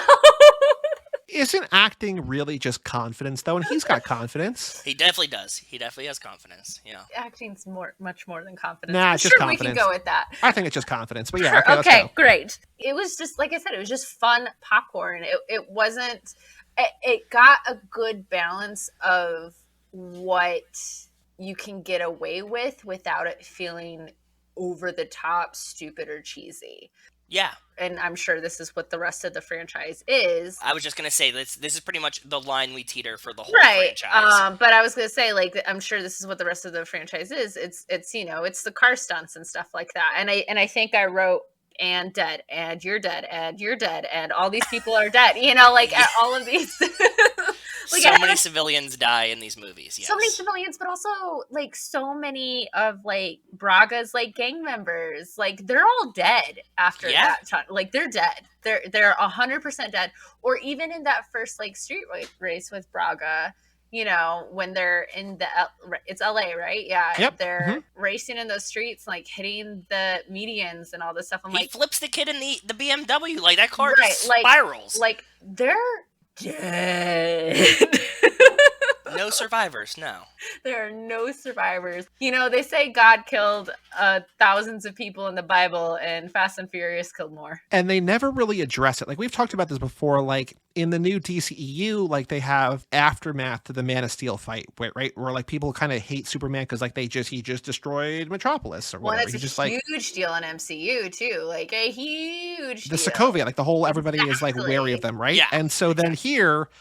they're just like, yeah, no, like there are action sequences in future movies Literally, where it's like never acknowledged. Oh, like you caused tens, if not hundreds of millions of dollars in damage, like dozens of injuries or worse fatalities. And it's just like, yeah, all right, we're good. They're only ever pissed at them for their like crimes. They're never pissed at them for like destroying a city or murdering a bunch of people. It's just like, you guys definitely were like involved with this gangster. That's it. That's all they care about. Like whenever they're like wanted and stuff. So yeah. Yeah, no, for sure. I will say the one thing I was sad. Where was my boy Bilkins? He's never back, unfortunately. Yeah, he was my favorite character. Yeah, well, then I'm out, guys. I'm out for the rest of this. I was in it for Bilkins. I feel like he's a character that might come back. Like that's like somebody that they might. He was so fun. There are other characters who kind of replace him in one way or another. So you'll see one, but like right. Bilkins cannot be replaced. I know. Kinda. Often imitated, never duplicated. I know, but like it's there's some surprises in store. I do want to ask you a very important question, which I'm sure absolutely totally fooled you. Were you surprised by the Braga is Campos, Campos is Braga reveal? Oh no, I called it from like the very first scene. Like, or Yeah. not the very first, when they're like, we're here to street race and I'm up here like playing golf on this fucking He's at Top thing. Golf, yeah. No, it's not really Topgolf because like maybe it is because like underneath it's just like A his party. tuner lot, right? Yeah. Yeah. I'm just kidding. Yeah, I'm just kidding. I like to imagine that he's just he invited them to Top Golf To to Top set off their illegal For one of race. my birthday parties at Topgolf, that's where they kicked off the race. That's what I'm saying. Like, I'm imagining he was like, "Yeah, I think I'm gonna go to Top Golf tonight," and Gal's like, "Don't you need to like organize the street race to like run the drug Yeah, money?" they can come here. Yeah, he's like, "Just have him meet us." They can just race on the 405. It's fine. I already put the $1,000 down payment on the stall. We're going. We can't get that I'm money not back. canceling this again. I told you. But I do think that Braga and also Dwight are both kind of like, and I don't know if I ever made this comparison before, very sort of spiritual successors to Edwin, to Ja Rule from the first one, because like I they're was the only just three thinking that characters earlier. who talk about themselves in the third person. Like Edwin's the man who knows some things, and like Dwight likes feet, and like Braga, like I would die for Braga. Like he's playing a little bit of misdirection there, but like they're all like they're the only people. Like all these are like false sense of bravado who talk about like how great I am, but like it's not me. It's Braga is Braga, Braga, Braga, Braga. You know what I mean? Yeah. So. Yeah. No, for sure. Yeah. Like in that opening scene, I was like, it's either going to be the guy, right, talking, or it's going to be, Scarface, who had a Phoenix. I think his name is Phoenix. Well, Yeah. I call him Scarface Okay, that's fine. because that's how I identified him in my notes. That's perfect. At a certain point in the movie, either the villain is someone that we've never met before, which would not be Yes. narratively satisfying, No. or like there's a very limited number of people it could be. It's like, well, it's got to be him. It's Gal Gadot. It's definitely not like she's. Yeah, we're not that far in these movies yet. Like you can't. Yeah, but like she's sexy lampposting. Hey, GPSs are a big deal in this movie. It's a very big deal. Shout out to Nikon. Cool. The pics. license is for Braga. The number is for me. It's like, ooh, gal, okay. But she is cool though. She's Oh, She's super cool. cool. I liked her jacket. I was a fan. The I would wear jacket's that cool. jacket. All of yeah. I was watching it though. I was just like, she is such a baby. Yeah, what year was she born? I wonder how old she is. Is she younger than don't me? know. Probably. I'm scared to learn this. Gal Gadot. I'm guessing born in 88. 85. Oh, she's older than me. Okay. Yeah, I was Oh, gonna cool. say, I think she's a little older. So she's going to be 36 in April 30. Happy almost birthday to her. She's an April baby too. I do want to say, and this is sort of a spoiler for a future movie, not really, it's just somebody who's in it, but in Hobbs and Shaw, there is the actress Vanessa Kirby, and she was just nominated for a Golden Globe today. So shout out to our very own Hattie Shaw, Vanessa Kirby, for a Golden Globe nomination for That's Pieces very of a Woman. So Yeah. our very own beloved Hattie Shaw, Golden Globe nominated, bringing some credibility to our franchise. True. What else about this movie did you like, Heather? Or do you want to just talk about things you don't like? Anything you want to do? I liked it all. It's fun. I just like to be Cool. nitpicky. That's a podcast. I like that Vin is just like now a detective, in this film. Like they go Yeah. to they go to the scene of the crash where Letty was killed, and he's like Oh. looking around, like he's following tracks and like blood spatter and stuff, and they have that like visual. He's like visualizing exactly what happened, and I'm like, yeah, really, yeah, he can do this. That's cool. Well, he senses it just by feel. That's Like, true. Yeah, it's a very Will Graham and Hannibal, which I think is what I always bring up. But like, it's like this is my design. Like, just there's no way you could know what happened. But like, you see some burn marks. Okay, like I know exactly what happened. Sure, okay. Like he envisions the flip and then the guy getting out of the car, and it's shockingly the exact silhouette of Whoa. so weird. Yeah, right. So That was really funny. And but you know what? Vin's a better detective than Brian. I'm gonna put that right there. ooh, I like that twist. That's good. I like that. Okay. yeah, Brian never had like an intuition scene where he just like saw the whole crime play out in front of his face while he's there. No, because he doesn't give a shit about crime. No, Brian, yeah, You're right. he doesn't.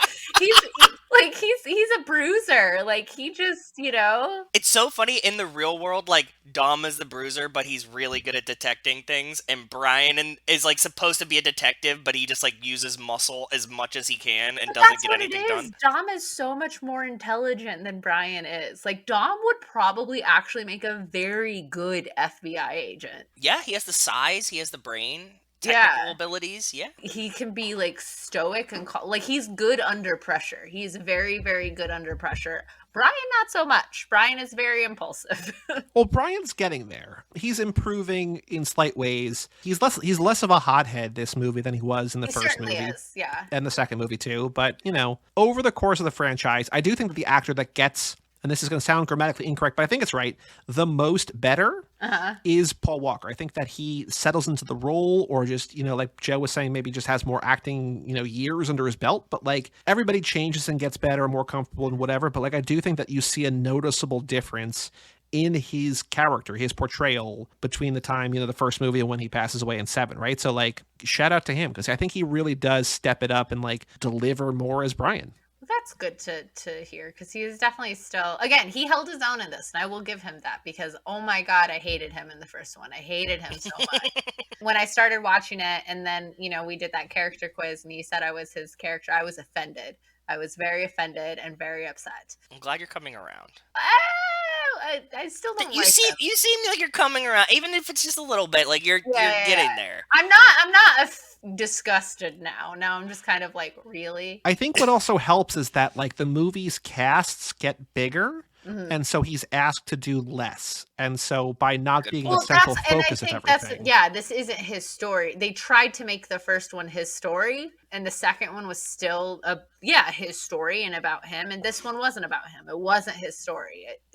This movie was about like kind of the situation and how they're all connected, but it wasn't his story driving it, which I think is another thing of why I enjoyed it more, because it felt more we're just kind of like observing these characters and how their lives are intertwined, rather than following this cardboard character of a man. We're still kind of sort of seeing it from his perspective, but like this is actively Dom's revenge story. Yes, 100%. And I think that goes a long way into, what you just said, but also what we talked about 2 movies ago, where like Brian, it's not really his, like it's kind of his story, but it's more Dom. But like this is like very clear, like there's a clear protagonist here, and even if we're seeing it from Brian, it's all stuff that like we understand because there is a history, and we know why Dom is doing this and like what it means to him and to us. Totally. No, I agree with that. I do wonder though, because you did make that 10-year promise that 10 years later you're going to watch the first movie again. And like, I do wonder, like, I think that there is a certain element of... I put a notification in my calendar. I just want you to know. Did you Thank really? you so much. I did. Oh, I'm so proud of you. That's awesome. I do think that like there's a certain element of these movies that like you like the characters and you kind of understand their motivations more, and so like I don't know that you're gonna like the movie much more, but I do think that once you see where it goes, you'll just be like, okay, like I understand the dynamics here, and like it's a little bit rough around the edges, but I think it makes more sense in retrospect than like diving in. I don't disagree with that, and I think I said that last time. It's still gonna be a pretty bad movie to me. It's gonna be your favorite movie of all time. Whenever you choose to walk down the aisle, you're going to walk down to Los Bandoleros, or the Bandoleros song, because that is just, it's going to be tied to your DNA. How else can we, you're going to have Corona. Like, it's going to become a part of who you are, Heather. Like, you're going to drop penguins and just adopt cars. That might be too far. Oh yeah, I don't know. You can't say those things to me. There's no penguins though. That's a real shortcoming of the series. And I know we've talked about this before, but we never even, there's no animals really at all. Yeah. Well, yeah, because if there were, they'd all be dead.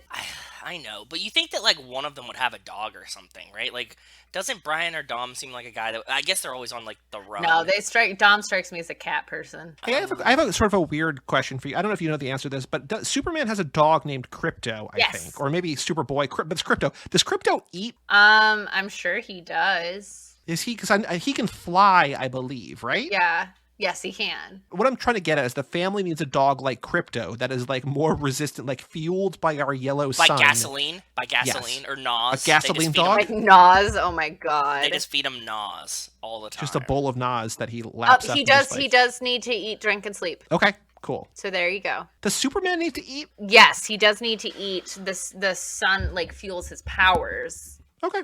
And then I think there's a super cat too. I think it might be Supergirl has a cat, maybe? Maybe that I'm less familiar on. My dad's a big Superman fan, so I know that I just had action figures growing up, and I know that I had a super dog and a super cat and knew Crypto, but I don't know the cat's name. But yeah, okay. Interesting. What else about Fast and Furious? Anything else? Any other major notes, thoughts, criticisms, compliments that you want to dole out? Nothing huge. I did make a note in here in the last scene, or not in the last scene, but in the I guess when they're in the tunnels or before they get in the tunnels, you know, when Braga's gang is going off after them.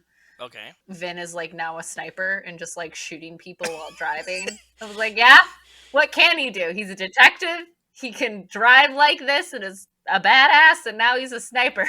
Well, I can promise you that gets worse I'm as sure the series it does. goes on. Everybody is very good at everything. Of course they are. Yeah. Oh, and then another fun moment for me. This was on my short list for cool moments when Braga like will not shut up in the car and is laughing at Paul Walker the entire time, and Paul Walker just elbows him in the teeth. It's like the best.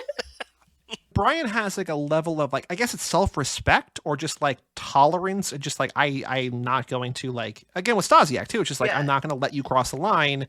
I have some sense of self-worth, and like I'm just gonna, like, you know, respect me as a man. Well, and it's like, dude, who's in charge here? I really don't care for your safety, you know? There was a lot of that, like, you know, petty justice in this movie that I really appreciated.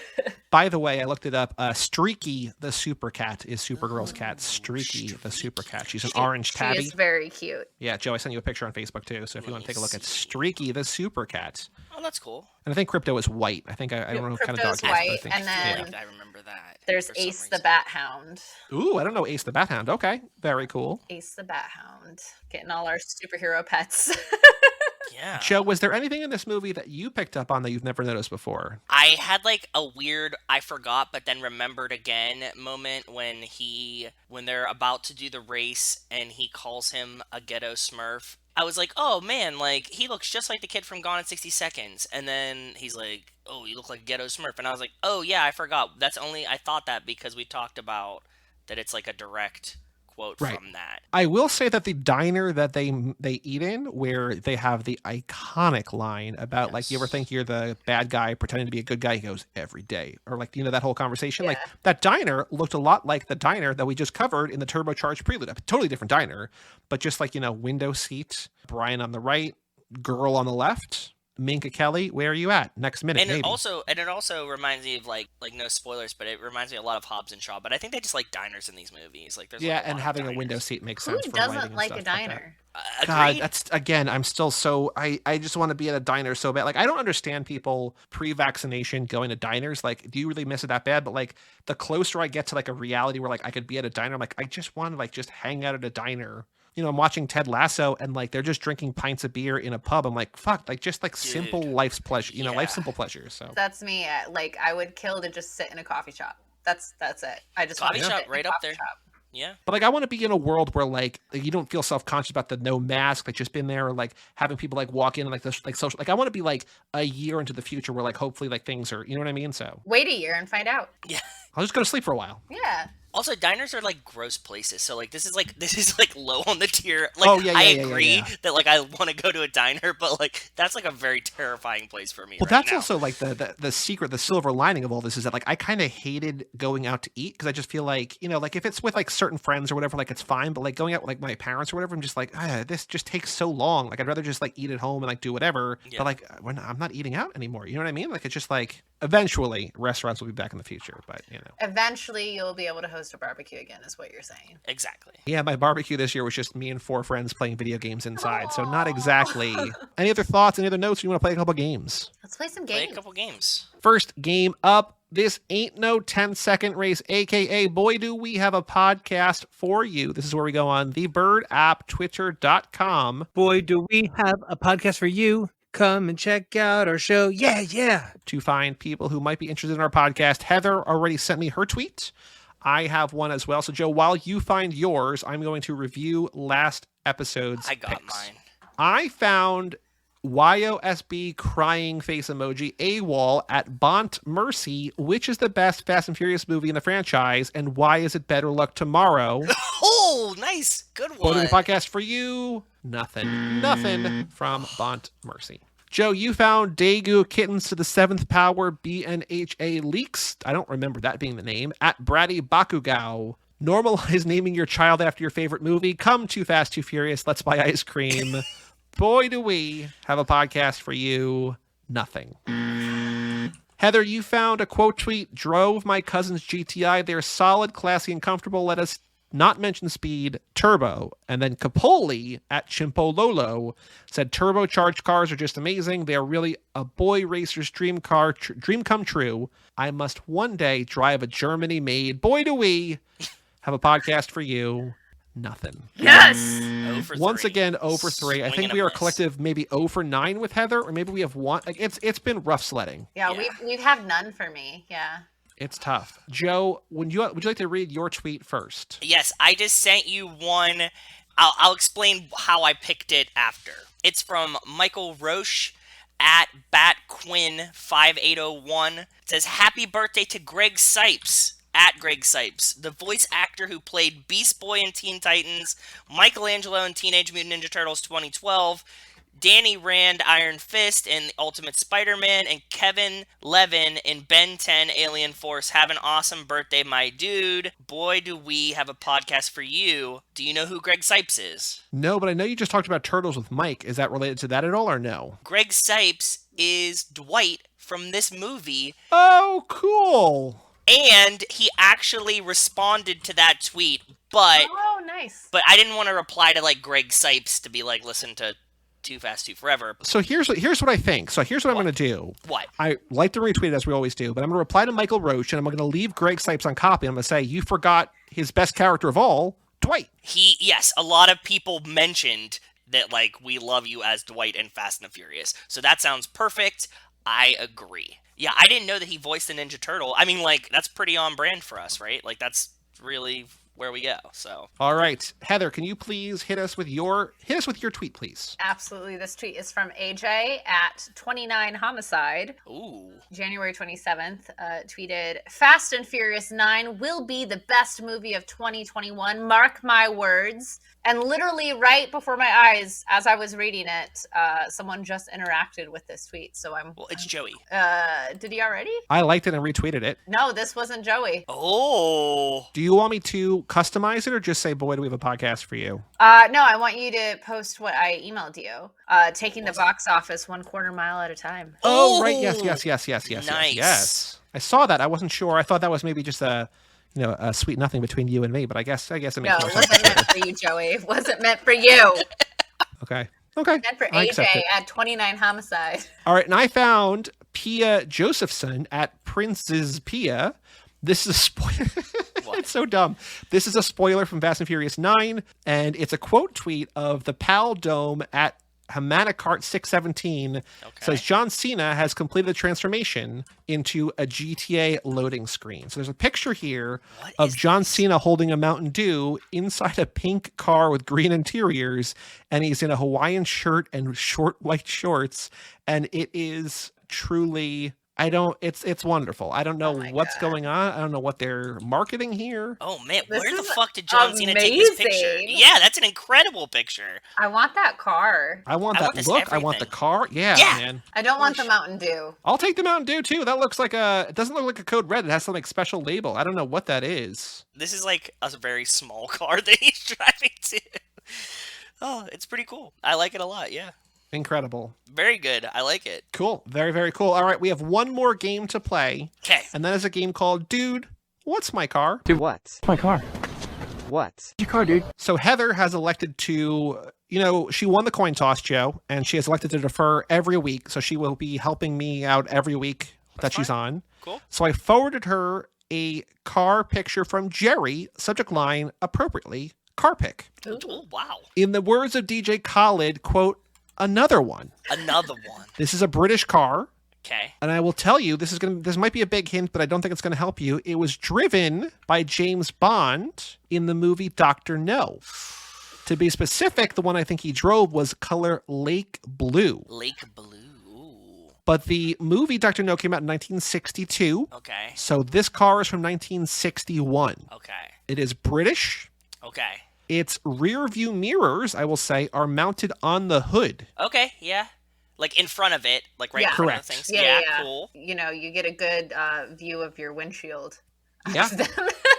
The car is green. The one he drove is blue, but this one is green, Joe. This one. It's Okay. it's a 2-door. I don't know if he said that yet. Nope. No. Red interiors. Red interiors. They look Ooh. leather in this picture. Yeah. Sure do. They look leather. The okay. driver's seat is on the right side, as is customary in the UK. As is tradition. Yes, as is tradition. What was James? Okay, so I'm torn between two makes. Well, here's a huge hint. I have never heard of the company. Oh Really? fuck! Really? I don't know the I company. thought this was a more popular. Okay. What are your two, just in case I'm wrong here, Joe, what were your two? Is it Aston Martin and something else? In Jaguar? Neither of those. Is it an MG? Nope. Okay, not Aston Martin or Jaguar. No, not a McLaren. You would know that. Correct. What was? I will say the manufacturer is also a maker of bread. a maker Probably a of- different company, though. Same name, though. I thought that James Bond only drove like Aston Martins and Jaguars. Maybe, I don't know. Maybe back in Dr. No, but, that's almost 60 These years are ago these now, are still right? the early films. So this is Early. yeah. These are still the super early James Bond. So I think the Aston Martins came on literally in the next Movies. Yeah. Yeah. Yeah, I think this is literally on the cusp. Because Dr. No is the first James Bond movie. Oh, it's the very first James Yeah, Bond. yeah, it's the very first one, and so I think they kind of identified him in the next one. And you didn't know it was a car maker, but they make bread. Interesting. Would I know the car maker? I've heard of it before, so Does it still exist? Are they still in business, Joey? no, Let me find out. Heather says no. I don't think they are. Got to go to disambiguation. Let's see here. Business? Okay. It was a British motor car manufacturer with its works at Moorfields in Blakenhall, a suburb of Wolverhampton in the county of Staffordshire, now West Midlands. Does that help you? I love That's really funny. That's like my Wolverhampton is my favorite English Premier League team. Wolverhampton. Yes. So they were presumed liquidated in 1967. They were founded in 1905, so this car came almost at the very end. Yeah, Shit. so this car ended the last. So there's what we're looking at is a series 2 of this car. This car Okay. had up to 5 series. The last series ended in 68. So this is a series 2, and on some wiki facts right now for you. Okay. Only 19,956 of this model of car were made. Well, to be fair, that's about 19,944 more than some other cars that we've guessed on here. So by comparison, That's Yes. true. this That's is well, a that's car why. all No, over the that's why. place. But like Sure, I, yeah, no, you that's know. good. That's good. I always watch the Wolverhampton Wanderers, and there was this kid in one of the Facebook groups for the team, and he had a Penguins logo as his profile. And I was like, this is really strange. Like, how many people like these two teams? They're like vastly different, right? Yeah. And like in two different places. And so we became friends, and we talk online about both teams. And I once asked him, like, what was the industry in Wolverhampton? Like, everybody's like, I was like, what's it like, right? Like, I've never been there. Like, what's the town like? He lives there. And so he's like, it's kind of dead, whatever. And I was like, what was the industry you had at one point? And he was like, oh, car manufacturing. So, like, I know that there was a car manufacturer there. I don't remember what the name of the car manufacturer was. But he's definitely mentioned it to me before. This is very strange. that's funny. Like a very small world connection. This car recorded a top speed of 98.6 miles per hour, or Ooh. 158.7 kilometers per hour for our UK fans. The acceleration from 0 to 60 in 13.6 seconds. Even though it was presumed liquidated in 1967, it was still used as a marquee name on new cars till 76, then became a model name for Chrysler for 3 years, and then to Oh. Talbot for 2 more years until it was discontinued. Wait, what's that last part to Talbot? Yeah. I don't know what that is. Neither do I. So the car name is Yes. both a maker of bread and an astronomical object. And then the model. Mercury? No, you're getting close, sort of. Yep. And then the model is a type of skiing. Alpine. Yes. Correct. Yep. Okay. Who made what's- the Alpine? I A don't- I bread don't- manufacturer that's also an astronomical object. Moonbeam? Oh, you're so close. You're so close. Think bread. Think That's what I was trying to do. It's think shitty Not, white not bread. the moon, but the Sunbeam? There you go. Oh, The okay. Sunbeam Alpine. Very, very cool. The skiing thing, like, that was just a random guess, but, like, okay, moonbeam, sunbeam bread, okay. I do like that this game is becoming less about describing cars and more about like vague how do we get word him association. Yeah. It's so much more fun for me, to be honest. Cool. That works. It was used. I'm looking on the Internet Movie Card Database. It's been used in a ton of different things. It was used in the Man from Uncle TV show. Send me A pictures. bunch of different TV shows. I put it on Facebook for you. No, you can't look at it. TV show Pan Am with Margot Robbie from 2011 to 2012. It's back in the 60s. Ooh. Been used in a ton of different British TV series all over the place. So I guess it was a very common and very popular car. Sunbeam Alpine. Yeah. Dude, that's a good stump. That's a really, really tricky one, because I was for sure it was going to be an Aston Martin or a Jaguar, right? Like, I think that's what's cool about it. That like, yeah. I would guess that Bond super fans know that, but if you don't, like, I've never heard of. Did you know Sunbeam as a manufacturer? Either of you? I didn't. I don't know if I knew it as a manufacturer, but I knew it because of James Bond. Interesting. Like Cool, I knew fair the enough. car, as one of James. I'm a huge James Bond aficionado. That's cool. That's really cool. I have never seen really any before. I saw before the Daniel Craig era. I have seen one, which is A View to a Kill. So I was going to start watching them this year. Yeah, I just never watched them because like Good. I'm going to start watching this year. So like if I had seen literally any of them, I would have seen this car, but I have not gotten to Dr. No yet. So I've seen a I will. bunch of them with my dad. My favorite one ever is Never Say Never Again. When he That's a plays the good one. game, when That's he a plays really that like good boop boop boop boop boop boop. That's my favorite. That's Yeah, I just forced Tyler last year to watch. We watched all the Daniel Craig ones because he had never seen them. I haven't seen a bunch of the Daniel Craig ones. and Well, Rachel watch gets very every mad at other me. one. Okay. Every other one is really good. I saw Casino Royale, but my friend and I. Like I can't imagine you liking a movie less than that because that is very slow, like them just playing poker for a long time. Wait. So we saw that movie in New York City, like 16 on muscle relaxers and drunk, Oh my god. and it's slow. That's what I like. I just remember just being there, just melting into my seat for 2 hours. And just being like, I don't know what the fuck happened in that movie. I guess that's probably better than you seeing Quantum of Solace, which takes place immediately following that. Like if you haven't seen Casino Royale in a while, it's like, wait, what's going on here? Yeah. So- Rachel loves that movie. She tried to get me to watch it like 500 times. Really? I don't think Yeah. Quantum of Solace is that good. Skyfall really is likes it. like legit. Skyfall and Spectre, Oh, and this new maybe one's Skyfall. gonna be great, I think. Skyfall. Skyfall. Quantum of Solace. Yeah, that's probably the Skyfall. one She of likes the four. Skyfall. Yeah. Yeah, Skyfall That's what she is just all around superb in my opinion. I love. Yeah, Quantum that of Solace movie is so I don't much. think anybody's favorite. No, Quantum of Solace is when they tried, we're going to have a James Bond universe and connect to these films and try and give him a sob story and make him more human. And, A for effort. That's how Well, I feel. speaking of A for effort, A for you today, Heather. Thank you for joining us. Yeah. you. Thank you. You seem to be fitting in here. You're a warming little up. bit. You're warming up. Yeah. Well, it helps when the movies get better. Okay. Well. touche, that's totally subjective because they might get a lot worse too. It's true. Well, we will find out, won't we? We will. Because the next one is the best one. I will tell you that much right now. The next movie we're doing with you 2 weeks from today, Fast Five. It's arguably the best one. Yeah, I think That's so. what everyone on Twitter told me. Everyone told me that's the best one. Are there any prequels I'm watching for this? No, one? this is the.